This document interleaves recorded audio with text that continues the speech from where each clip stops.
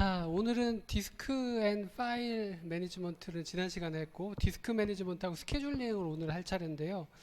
여러분들 하드디스크를 이렇게 뜯어보시면 이런 구조로 내부가 구성이 되어 있습니다.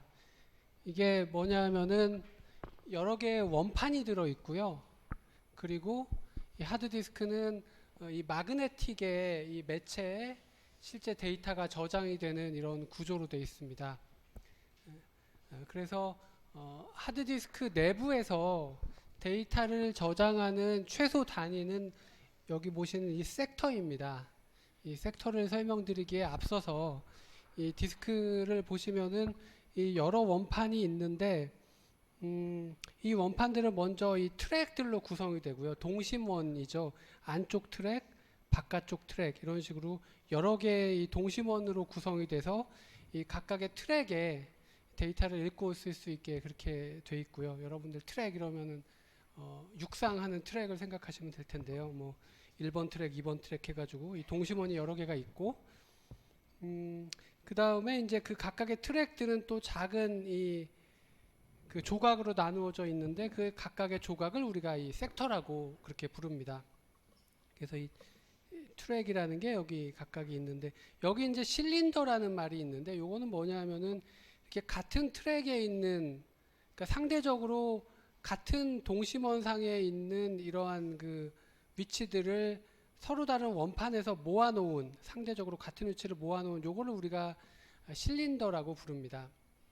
그리고 이 섹터에다가 이제 데이터를 저장해 놓고 뭐 읽고 쓰게 되는데, 읽고 쓰는 일을 실제로 담당하는 건 여기 보시는 이 디스크 헤드입니다.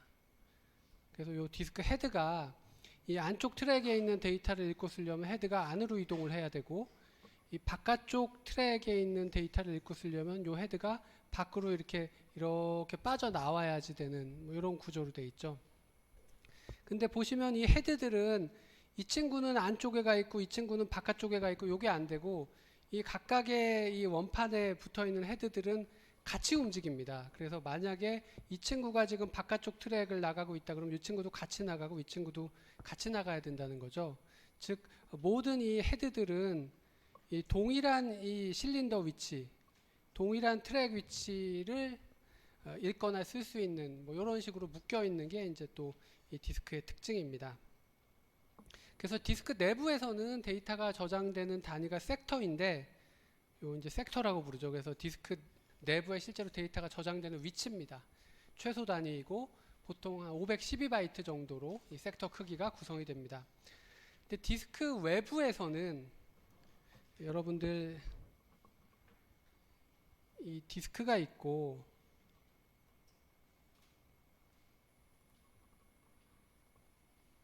여기에 디스크가 있고, 이제 이 디스크를 읽고 쓸 수 있는 그 컴퓨터가 있죠. 컴퓨터가 뭐라고 부르냐면 여기 이제 CPU가 있을 거고요. 이게 왜 색깔이 CPU가 있고,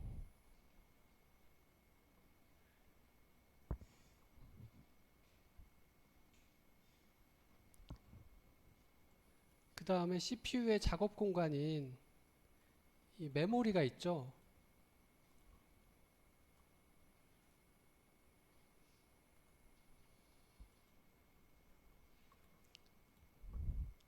그래서 메모리 이렇게 돼 있죠. 그래서 이 디스크 내부에서는 디스크 컨트롤러가 섹터에다가 데이터를 저장하거나 데이터를 꺼내거나 그런 일을 합니다. 디스크 내부의 컨트롤러가. 근데 디스크 바깥에, 정확하게는 이 컴퓨터죠. 이 컴퓨터 내부에서 디스크에다가 데이터를 읽거나 쓰라는 요청을 할 때는 그 요청을 섹터에다가 내리는 게 아니고 로지컬 블럭에다가 요청을 내립니다. 그래서 이 디스크 내부에서는 저장 위치가 여기 보시는 것처럼 이 특정 이 원판에 특정 이 트랙의 특정 섹터의 데이터를 저장해 놓기 때문에 디스크 내부에서는 어디 있는 데이터를 뭐 달라 이럴 때는 원판 번호, 트랙 번호, 섹터 번호를 알려줘야지 정확한 위치를 알게 되죠. 근데 그러한 그 물리적인 위치를 담당하는 거는 디스크 컨트롤러가 담당하고 있고, 이 디스크 외부에서는, 즉 컴퓨터 내부에서는 이 디스크 상의 위치를 이야기할 때 특정 원판, 특정 트랙, 특정 섹터 번호를 얘기하는 게 아니라 그냥 논리적인 블록 번호를 이야기합니다. 그래서 논리적인 블록 번호는 마치 이 디스크 안에 데이터가 1차원 배열에 저장된 것처럼 블록 번호가 0번부터 그냥 1차원 배열처럼 쭉 증가하는 번호로 돼 있지, 뭐 트랙 번호, 섹터 번호, 원판 번호 이런 게 없다는 거죠. 그래서 디스크 외부에서, 디스크 외부라는 거는 이쪽인데요. 컴퓨터 내부죠. 우리가 다른 말로 이 컴퓨터를 호스트라고도 부릅니다. 그래서 호스트 컴퓨터에서 디스크의 위치를 지정할 때는 논리적인 블록 번호를 1차원 배열처럼 주게 되고, 그러면은 이러한 논리적인 블록이 실제 저장되는 위치는 디스크에서 섹터라는 곳에 1대1로 매핑이 돼서 저장이 돼 있습니다. 그러면은 이 논리적인 블록 번호를 섹터 위치로 매핑하는 거는 이 디스크 안에 컨트롤러가 그 역할을 하게 그렇게 되어 있습니다. 그래서 섹터 중에서도 그 섹터 0번은 최외곽 실린더의 첫 트랙의 첫 번째 섹터다. 제일 바깥쪽에 첫 번째 위치에 섹터 0번이 아예 고정이 되어 있는 건데요. 요거는 전 시간에 여러분들 파일 시스템의 구조를 설명드릴 때 0번 블럭은 이제 부트 블럭으로 다 어떤 파일 시스템을 쓰던 간에 고정이 되어 있다고 그랬죠. 그게 이제 파일 시스템 종류하고 상관없이 이 디스크에서의 섹터 0번은 항상 그 부팅을 위해서 미리 정해져 있는 그런 섹터가 되겠습니다.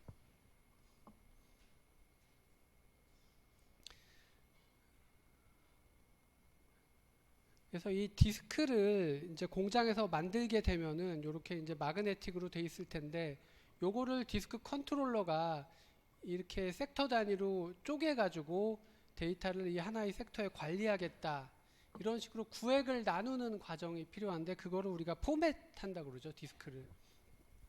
디스크를 포맷한다고 하는데, 특별히 이렇게 섹터로 나누는 이런 과정을 우리가 피지컬 포매팅이다 이렇게 부릅니다. 다른 말로는 로우 레벨 포매팅이라고 부르는데요.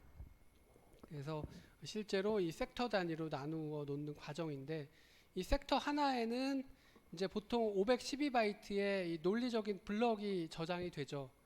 근데 요거만 저장되는 게 아니고 섹터의 앞뒷 부분에는 이 헤더하고 트레일러라는 부가 정보가 저장이 됩니다. 요거는 이제 디스크 외부에 이 헤더나 트레일러에 있는 정보는 이 디스크 외부에 보이는 정보는 아니고 디스크 내부에서 컨트롤러가 관리하기 위해서 두는 정보인데요. 이게 뭐냐 하면은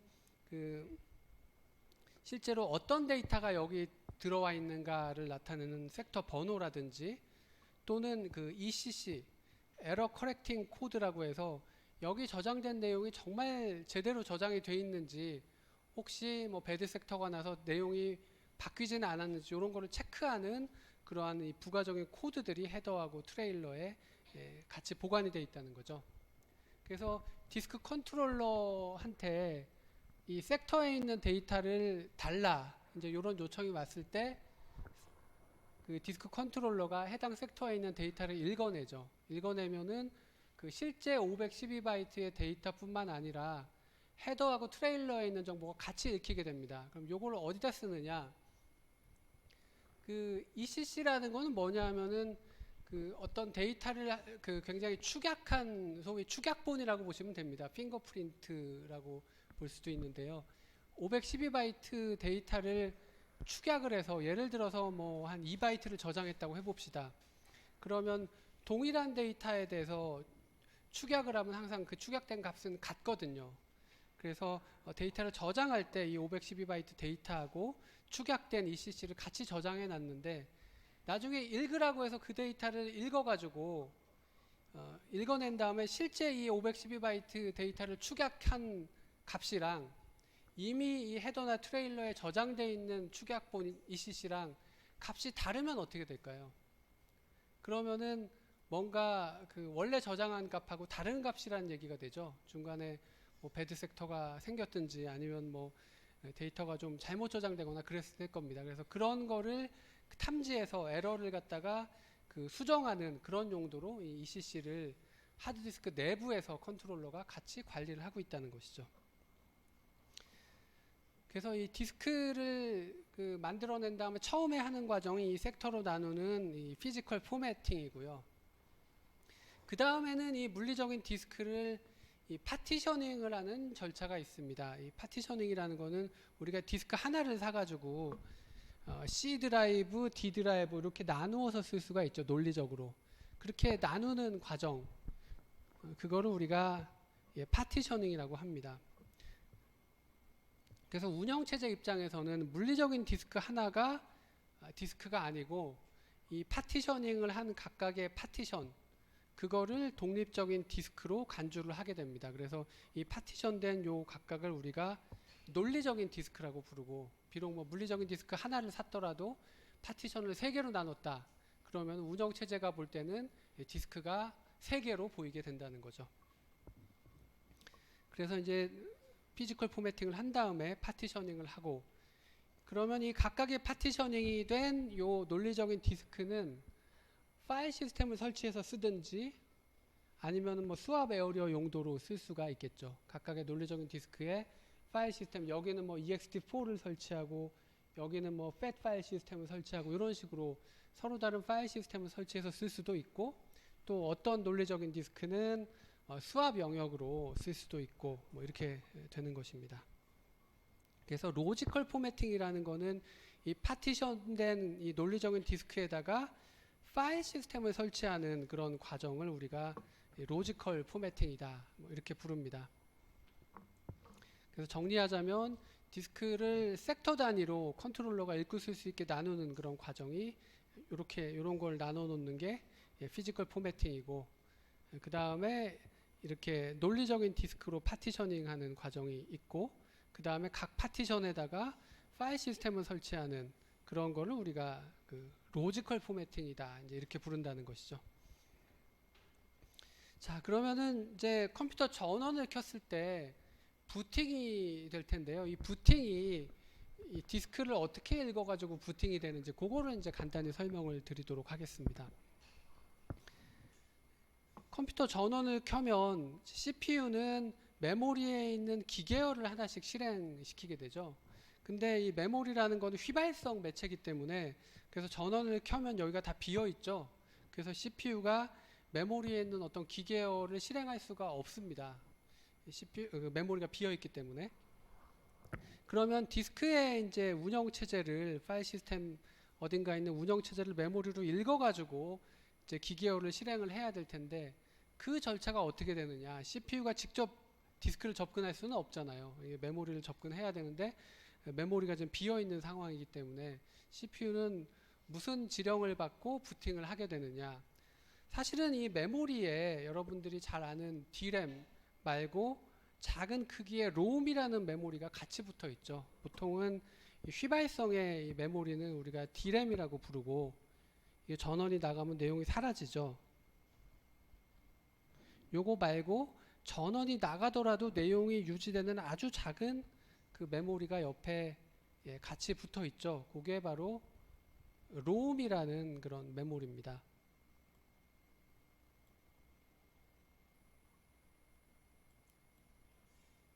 아주 작게 그리려고 했는데 안 되네요.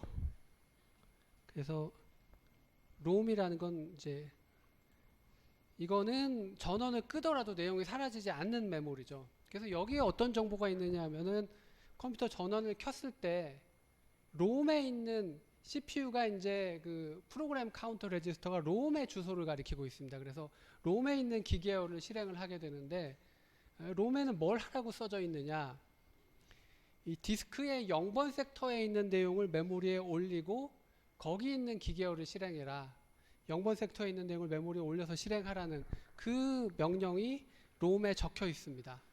그래서 전원을 켜면 롬에 있는 기계열과 실행이 되는데, 요거를 우리가 스몰 부스트랩 로더다 이렇게 부릅니다. 로더라는 거는 메모리로 올리는 기능을 하는 걸 로더라고 하죠. 그래서 부팅을 할 때 쓰는 아주 작은 로더가 롬에 있어서 롬을 실행시키면 롬에 있는 기계열을 실행시키면 디스크 0번 섹터 요거는 이제 항상 이제 약속이 돼 있다고 그랬죠. 요 0번 섹터는 부팅할 때 사용하는 섹터다. 그래서 0번 섹터에 있는 내용을 로드하고 즉 메모리에 올리고 그 얘기죠. 그 다음에 0번 섹터에 있는 기계열을 실행하게 되는데 거기는 뭘 하라고 적혀 있느냐. 0번 섹터를 우리가 풀 부스트랩 로더다 이렇게 부릅니다. 이거는 이제 진정한 부팅의 과정을 하는 그런 그 로더인데요. 0번 섹터에 하라고 써 있는 내용은 그 디스크에서 운영체제 위치를 찾아가지고 그거를 메모리에 올리고 실행해라 이렇게 써져 있습니다. 그래서 0번 섹터를 보니까 디스크 어디에 지금 이 파일 시스템은 디스크 어디에 운영체제가 있으니 그거를 메모리에 올려놓고 거기 시키는 대로 기계열을 실행해라 이렇게 적혀 있다는 거죠. 그래서 그대로 실행을 하면 그러면 이제 부팅이 끝나게 되는 겁니다. 그래서 부팅의 절차에 대해서 간단히 설명을 드렸고요. 아까 디스크의 내부 구조를 설명드렸는데 이 디스크를 접근하는 시간은 이게 크게 세 가지 요소로 구성이 됩니다. 그 중에 이제 가장 큰 시간 규모를 차지하는 게 이 시크 타임이라는 겁니다. 이건 뭐냐면 이 디스크 헤드가 해당하는 트랙, 해당하는 실린더로 이동하는 데 걸리는 시간을 우리가 시크 타임이라고 합니다. 즉, 이 안쪽 트랙에 있는 데이터를 읽고 쓰려면 디스크 헤드가 밖에 있었다고 하면 안으로 이렇게 들어가야 되죠. 거기에 걸리는 시간을 시크 타임이라고 하고 이게 이제 제일 많은 시간을 차지한다는 거죠. 두 번째 이제 구성 요소가 이 로테이셔널 레이턴시, 회전 지연 시간입니다. 요거는 이제 예를 들어서 요 섹터에 있는 내용을 지금 읽고 써야 된다. 그러면 요 섹터하고 요 헤드가 만나야겠죠. 만나려면 이 디스크가 회전을 하고 있기 때문에 요 방향으로 이렇게 회전을 하고 있으면 요 섹터가 이렇게 돌아서 이 헤드 위치로 갈 겁니다. 이렇게 회전하는 데 걸리는 시간을 우리가 로테이셔널 레이턴시라고 해서 요거는 이제 시크 타임의 뭐 한 10분의 1 정도 또는 10분의 1 이내 뭐 그 정도로 시간이 걸리고요. 그 다음에 이 섹터하고 이 헤드가 만나면 실제로 데이터를 읽거나 써야겠죠. 거기에 걸리는 시간을 우리가 트랜스퍼 타임이라고 합니다. 근데 이 트랜스퍼 타임은 사실은 시크 타임에 비해서는 굉장히 작은 시간을 차지하게 됩니다. 그래서 데이터를 기록하거나 읽거나 이거는 뭐 거의 시간을 차지하지 않고 대부분의 디스크 접근 시간이 헤드가 이동하는데 걸리는 시간이라는 거죠. 그래서 디스크를 효율적으로 관리하려면은 이 헤드의 이동 거리를 줄이는 것이 대단히 중요합니다. 디스크의 성능을 보통 이 디스크 밴드위스라는 걸로 나타냅니다. 밴드위스라는 거는 우리말로는 뭐라고 하나요? 뭐 처리량 이렇게 해도 될 거고 대역폭 뭐 이렇게도 부르는데요. 요거는 뭐 단위 시간당 외부에서 디스크 읽고 쓰는 요청을 단위 시간당 얼마나 처리하느냐 그 처리되는 그 용량을 나타내는 거죠.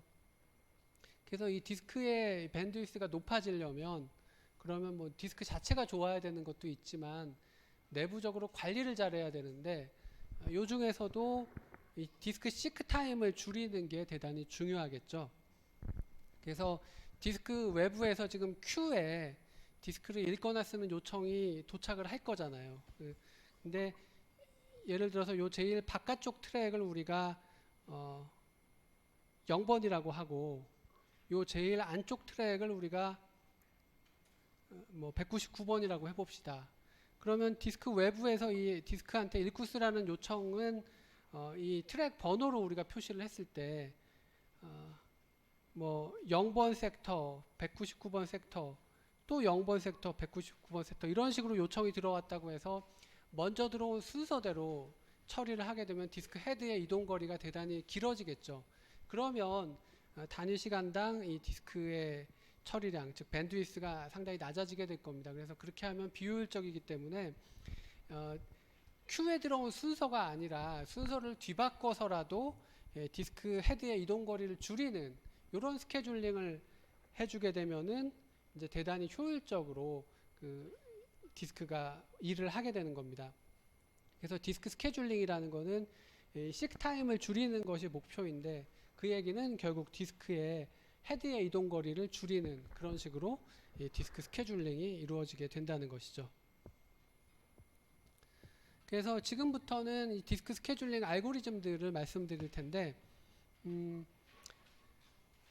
여기 보시면은 이제 여기가 뭐 제일 바깥쪽 트랙이고 여기가 제일 안쪽 트랙인 거죠. 그래서 이 트랙 번호에 대해서 디스크 큐에 들어온 요청의 시간 순서에 따라서 이렇게 되는 겁니다. 처음에 98번 트랙에 요청이 들어왔고, 그 다음에 183번, 37번 이런 순서로 디스크 트랙들의 요청이 들어왔고, 현재 디스크 헤드의 위치는 53번 트랙 여기에 이제 있는 그런 상황입니다. 여기서 이 큐에 들어온 요청을 어떤 순서로 처리할 것이냐, 헤드의 이동 거리를 줄이는 게 중요한데, 이제 제일 처음에 나온 이 스케줄링은 FCFS죠. 요거는 먼저 들어온 순서대로 처리하는, 소위 뭐 스케줄링이라기보다는 그냥 이 선착순으로 처리하는 그런 방법이 되겠습니다. 그래서 이 방법에 따르면 98번이 제일 먼저 들어왔으니까 현재 위치로부터 98번을 먼저 가고, 그 다음에 183번 위치로 가고, 그 다음에 37번 위치로 가고, 일단 봐도 헤드의 이동이 상당히 빈번한 걸 알 수가 있습니다. 그래서 이렇게 되면은 대단히 비효율적인 스케줄링이 되는 것이죠. 이 디스크 스케줄링이 엘리베이터 스케줄링하고 상당히 비슷하기 때문에 여러분들이 이거를 엘리베이터가 이제 0층부터 199층까지 200층 건물에서 이 버튼이 눌러진 순서가 98층의 사용자가 버튼을 누르고, 그 다음에 183층에서 누르고 37층에서 누르고 이런다고 버튼 누른 순서대로 엘리베이터가 왔다 갔다 하면은 대단히 비효율적이다. 뭐 그거랑 이제 같은 이야기가 되겠습니다.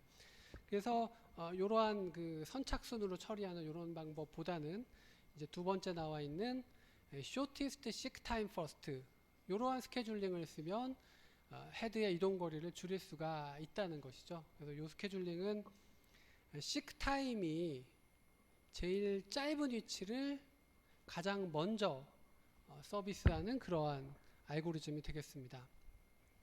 그래서 요 큐에 들어온 요청은 앞에 하고 같습니다. 이러한 순서로 큐에 요청이 들어왔고, 헤드의 현재 위치는 53번 위치인데, 여기서 이 큐에 들어온 요청 중에 어떤 요청을 먼저 처리할 것인가, 이 처리의 근거가 되는 거는 현재 위치로부터 시크 타임이 제일 짧은 위치가 어디냐를 보는 겁니다. 그래서 53번 위치, 즉 현재 위치에서 제일 가까운 데가 어딘가 이렇게 봤더니 65번이 제일 가까워요. 그래서 이 알고리즘은 65번 위치를 가서 가장 먼저 처리를 합니다. 이제는 현재 위치가 65번이죠. 그래서 65번 현재 위치를 기준으로 65는 빠져나갔고요. Q에서 또 누가 제일 가까운가를 이렇게 봤더니 67번이 제일 가깝죠. 그래서 67번을 그 다음에 처리를 하고, 이런 식으로 디스크 헤드의 현재 위치로부터 가장 가까운 위치로 헤드가 이동해서 거기를 제일 먼저 처리해주는 그 방법이 SSTF라는 스케줄링입니다. 뭐 헤드의 이동 거리는 좀 짧아질 수가 있을 것 같아요. 가까운 위치를 먼저 가니까. 그런데 이 방법의 이제 결정적인 문제점이 여기 보시는 이 스타베이션 문제라는 거죠. 특정 위치가 지나치게 차별을 받아서 아예 서비스가 영원히 안 되는 그런 상황이 생길 수가 있다는 거죠. 조금 오래 기다릴 수는 있는데 뭐 영원히 서비스가 과연 안 될까? 이제 뭐 그런 생각을 하실 수가 있는데, 디스크 헤드가 이쪽에서만 막 처리를 하고 있죠. 그러면은 이 친구는 오래 기다리지만 언젠간 내 차례가 오겠지. 왜냐하면 이쪽 큐에 이제 이쪽에 있는 요청들을 다 처리하고 나면 이제 언젠간 이쪽으로 넘어올 테니까. 그래서 좀 오래 기다리긴 하지만 설마 스타베이션까지 생기겠느냐, 이제 그런 생각을 가지고 있을 수가 있는데, 큐에 있는 이 요청을 거의 다 처리한 상황에서 큐에 새로운 요청들이 이쪽 위치에 왕창 들어올 수가 있잖아요. 그러면은 또 가까운 위치를 처리한다고 이쪽은 안 와보겠죠.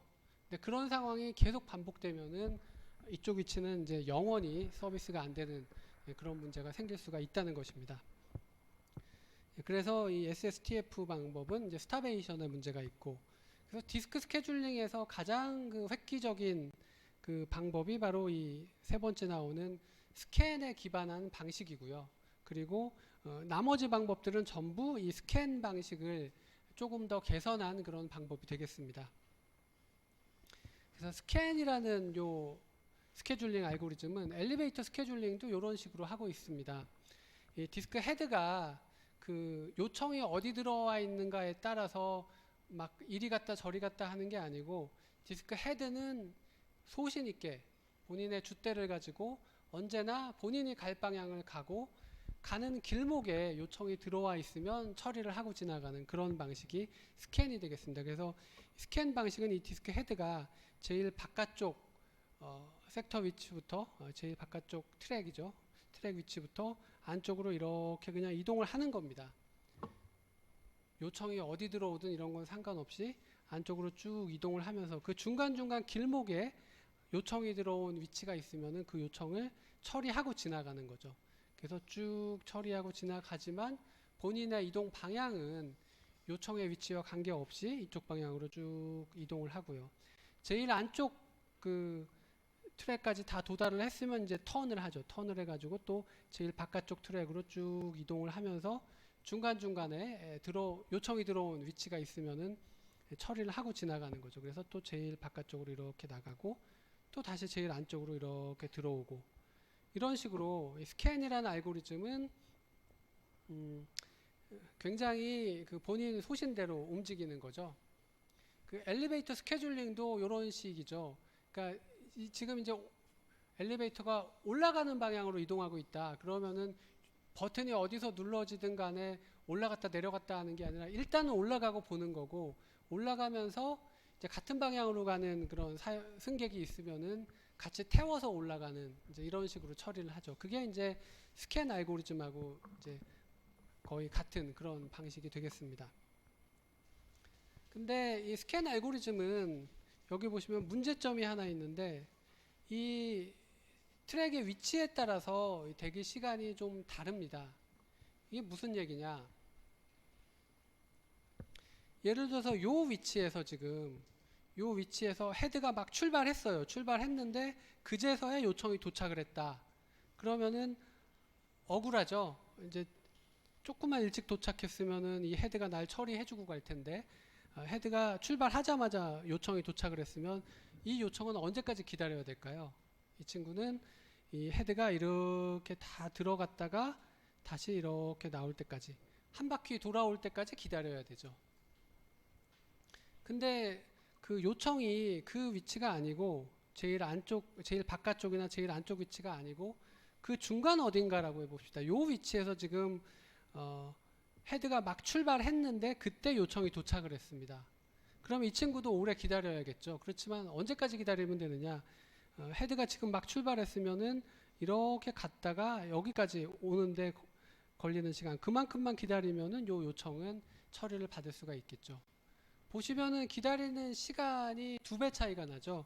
막 헤드가 출발했는데 이 위치는 지금 한 바퀴 돌아오는 이만큼을 기다려야 되고, 요 위치는 요만큼만 기다리면 처리를 받을 수가 있기 때문에, 그래서 이 섹터의 위치에 따라서 이 기다리는 대기 시간의 편차가 발생하는 뭐 그런 문제점이 있습니다. 그래서 그 편차를 조금 줄이는 알고리즘이 바로 다음에 나오는 이 C스캔이라는 방법이 되겠습니다. 이 C스캔이라는 방법은 이 디스크 헤드가 이쪽 방향으로 이동할 때는 들어온 요청들을 처리하고 지나갑니다. 처리하고 지나가는데, 이쪽에서 이제 끝까지 다 갔으면은 턴을 해서 이 반대쪽 방향으로 갈 때는 들어온 요청들을 처리하는 게 아니라 그냥 헤드를 제일 바깥쪽으로 이동만 시켜놓고 중간에 들어온 요청을 처리하지 않습니다.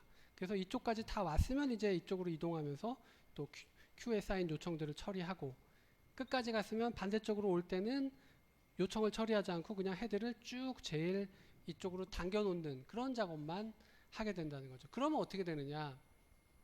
그러면 스캔하고 다르게 어느 위치에 있는 요청이든 간에 기다리는 시간의 편차가 균일하다는 거죠. 어떤 위치에 있든 간에 헤드가 막 출발했으면 한 바퀴 돌아와야지만 서비스를 받을 수 있는 이제 그런 상황이기 때문에 그 대기 시간의 편차를 더 줄일 수가 있다. 이제 요게 장점이 되겠습니다. 그렇지만 헤드의 이동은 좀 뭐 늘어날 수가 있기 때문에 뭐 효율성과 또 형평성을 어느 정도 뭐 이렇게 맞교환하는 그런 식이라고 생각을 하시면 될 것 같습니다. 그래서 C스캔은 이쪽 방향으로 이동하면서는 요청들을 처리하고 지나가고 그 다음에 끝까지 가서 턴을 해서 되돌아올 때는 큐에 있는 요청을 처리하는 게 아니라 그냥 쭉 0번 실린더 위치까지 그냥 이동만 시켜서 다시 이제 이쪽으로 이동하면서 데이터를 처리하는 이런 식으로 동작을 한다는 것이죠. 예, 그렇게 해서 이제 C스캔까지 말씀을 드렸고, 그 다음에 이제 몇 가지 스캔을 변형한 알고리즘들을 소개해 드릴 텐데요. N스캔은 스캔하고 똑같은데요. 뭐가 다르냐? 스캔은 여기서 이제 이동을 하면서 이 각각의 위치에 요청이 있으면은 반드시 처리를 하고 지나갑니다. 근데 N스캔은 어떻게 하느냐 하면 여기서 지금 이쪽 방향으로 이동을 하겠다 하면은 디스크 헤드가 지금 큐에 들어온 요청들을 봅니다. 봐서 지금 보인 요청은 이쪽 방향으로 가면서 처리를 하고, 그리고 이렇게 이동하는 도중에도 큐에 요청이 들어오겠죠. 그런 요청은 이번 이동 시에는 처리하지 않고 그냥 놔두고 지나가는 겁니다. 그래서 이 헤드가 출발하는 시점에 이미 큐에 들어온 요청만 이번에 처리를 하고, 이 중간중간에 이동하는 도중에 들어오는 요청은 여기까지 다 간 다음에 턴을 해서 되돌아올 때 그때 처리를 한다는 거죠. 이때도 이제 되돌아가면서 큐에 들어온 요청들을 보고 그 요청들은 이번에 처리를 하고, 또 이동하는 도중에 또 큐에 새로 들어온 요청은 이번 이동할 때 처리하는 게 아니라 끝까지 다 가고 되돌아올 때 처리를 하도록, 이게 이제 N스캔이라는 방법입니다. 그래서 요거는 이 스캔에 비해서 대기 시간의 편차를 조금 더 줄일 수가 있겠죠. 그러니까 가급적 좀 더 먼저 들어온 요청이 먼저 처리되는 그런 그 효과가 있겠죠. 예, 그런 게 이제 약간 다른 점이 되겠습니다. 예, 그 다음에 마지막으로 이 룩하고 C룩이라는 알고리즘인데요.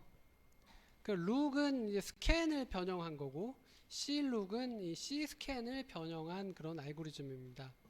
그래서 이 룩하고 C룩은 어떻게 되느냐? 아까 스캔이 이렇게 이쪽으로 가고 이쪽으로 가면서 데이터를 처리한다고 그랬죠. 근데 스캔은 항상 제일 바깥쪽 실린더부터 제일 안쪽 실린더를 턴을 하면서 찍고 턴하고 찍고 턴하고 찍고 턴하고 이렇게 합니다.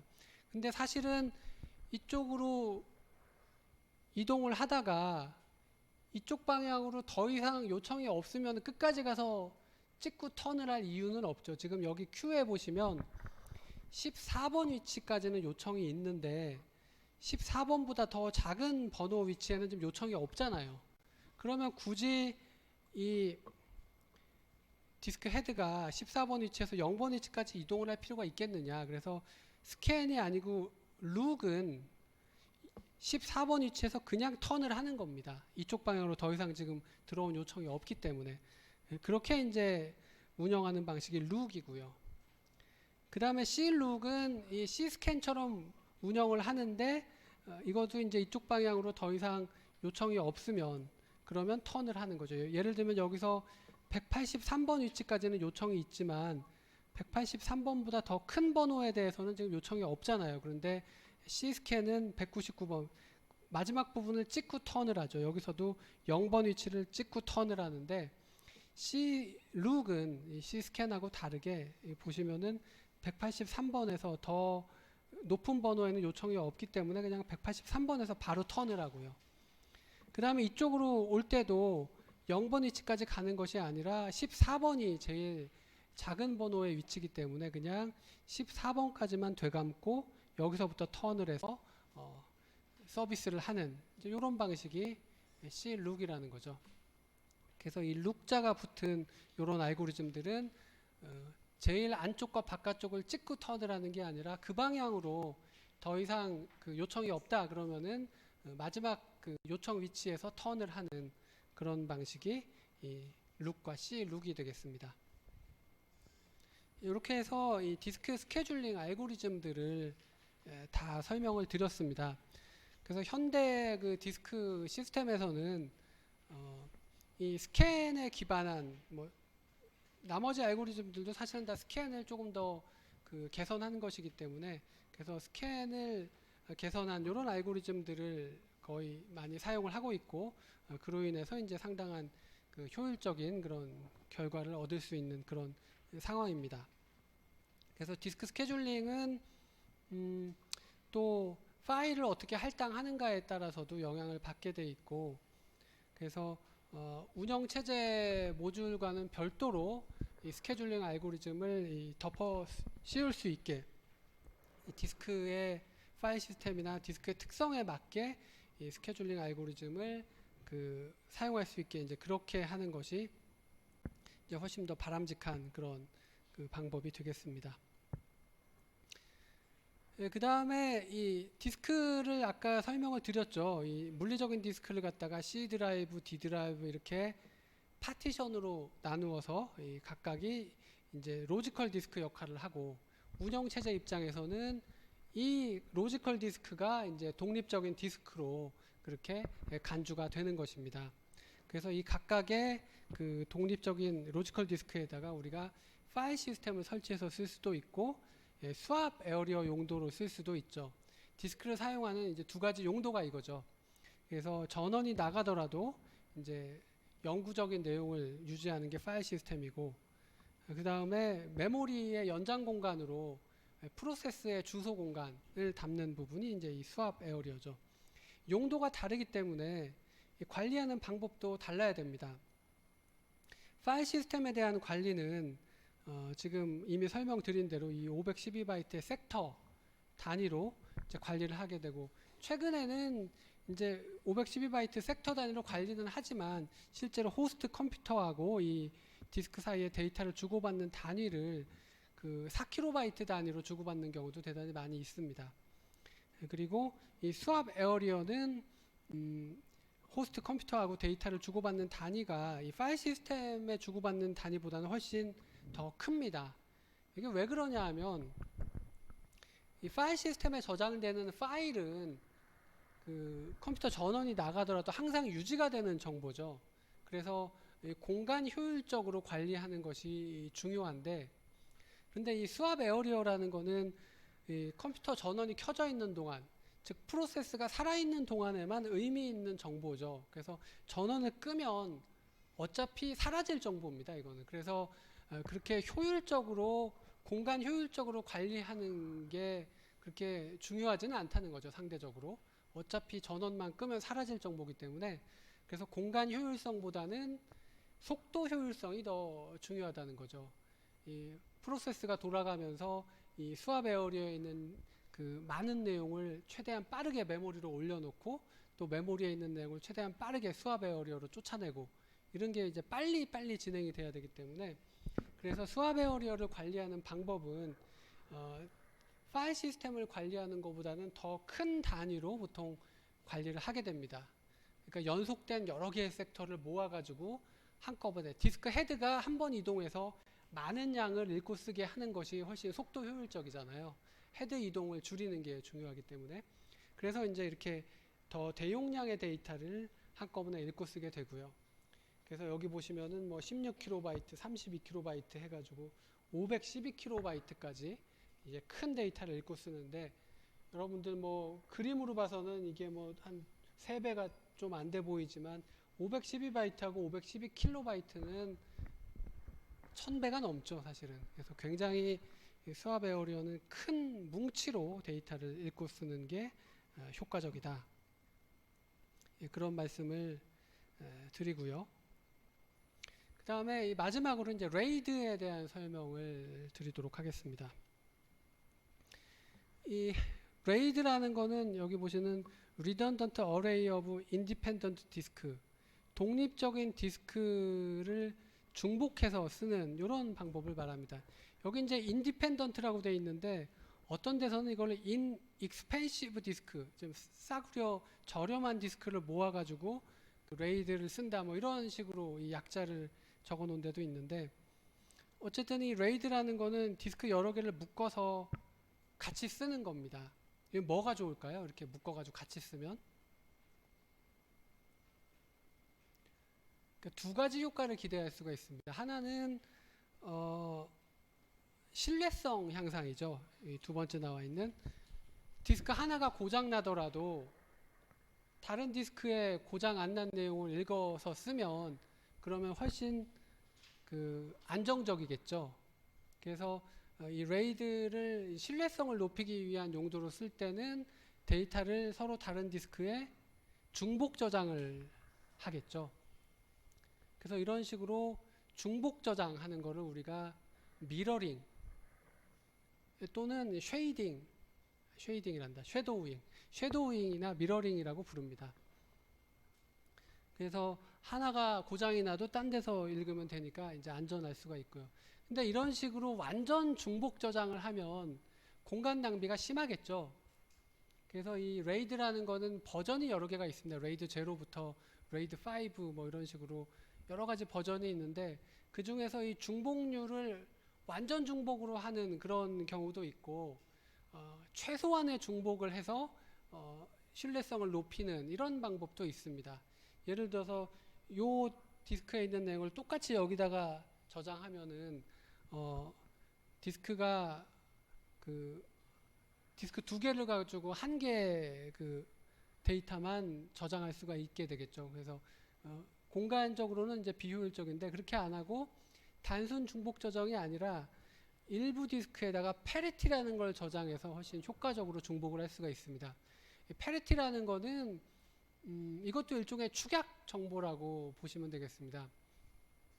그래서 요 디스크에는 이제 서로 다른 내용들이 저장이 돼 있고 마지막 이 디스크에다가 이 세 개의 디스크에 있는 데이터 내용을 그 축약해서 일종의 뭐라고 할까요? 해시 함수 같은 걸 적용해서 그 결과를 여기다 패리티를 저장해 놓으면 그러면 나중에 이 디스크 하나가 고장이 나더라도 나머지 디스크들하고 이 패리티 정보를 이용해서 그 고장난 디스크의 내용을 그 복원하는 게 가능하겠죠.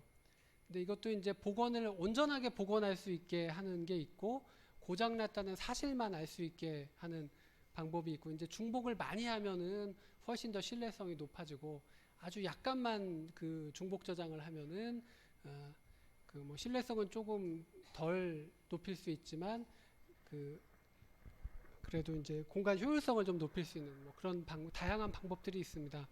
그래서 레이드의 종류에 대한 것까지 여기서 제가 설명드리지는 않고 여러분들 필요하시면 이 중복을 어떤 식으로 하는지 한번 찾아보시면 될 거고요. 그래서 이러한 독립 디스크를 묶어서 씀으로 인한 장점 하나가 신뢰성 향상이고 또 다른 장점이 될 수 있는 것이 바로 이 성능 향상이죠. 그러니까 무슨 얘기냐 하면 만약에 데이터를 한 군데다 저장하는 게 아니라 여러 군데다가 나누어서 저장을 해 놓으면 또는 뭐 중복 저장을 했든 나누어서 저장을 했든 간에 데이터를 호스트 컴퓨터가 요청을 하는데 한 군데서 이만큼을 읽어오라고 하는 거랑 그거를 n분의 1씩 쪼개가지고 각각의 디스크에서 읽어오게 해서 그거를 모으는 거랑 어느 게 빠르냐. 어차피 디스크 헤드가 일을 하는 건데 네 군데서 같이 일을 하면 더 빠르겠죠. 그게 이제 그 병렬성을 이용해서 이 디스크의 성능을 향상시키는 그런 방법이 되겠습니다. 그래서 블럭의 내용을 여러 디스크에 분산 저장을 해놓고 그리고 이제 요청을 여러 디스크가 병렬적으로 그 처리해서 그 내용을 모으면 한 군데서 다 읽는 것보다 더 빠르다는 거죠. 그래서 이런 식으로 여러 디스크에서 병렬적으로 데이터를 처리하는 이런 방법을 우리가 인터리빙 또는 이제 스트라이핑이라고 부릅니다. 이 스트라이핑은 이제 줄무늬죠. 그래서 이렇게 여러 군데서 이렇게 쪼개가지고 여기서 조금, 여기서 조금, 여기서 조금 이렇게 읽는 거를 이제 줄무늬처럼 이렇게 쪼개가지고 한다 해서 스트라이핑이라고도 부르고 또 여러 군데서 조금씩 이제 한꺼번에 동시에 이렇게 처리하는 것을 우리가 인터리빙이다 이제 이렇게도 부릅니다. 그래서 이러한 것도 여러분들 이제 레이드의 큰 틀은 이런 식으로 되고 레이드의 또 그 종류에 따라서 이 신뢰성 향상과 이 처리 속도 향상이 어떻게 되는가 이런 거는 여러분들이 좀 필요하실 때 찾아보시면 되겠습니다.